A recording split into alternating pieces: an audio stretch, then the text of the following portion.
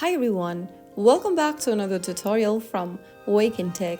Today in this video, I'm going to show you how you can increase limits on Kraken. First of all, launch open the Kraken application on your smartphone and log into your account. In order to increase limits in Kraken, you'll need to go ahead and complete your verification. If you haven't verified your identity yet, from the home page of Kraken after logging in, you'll see a Verify Identity button at the very top. Tap on it and follow through the instructions to verify your identity.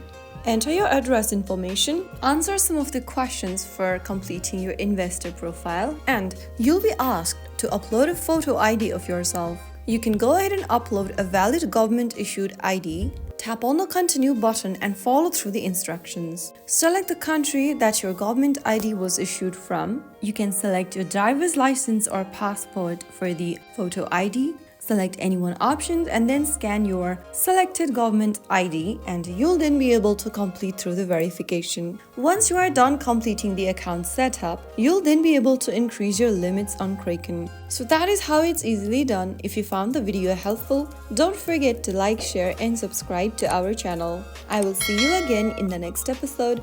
Thank you for watching.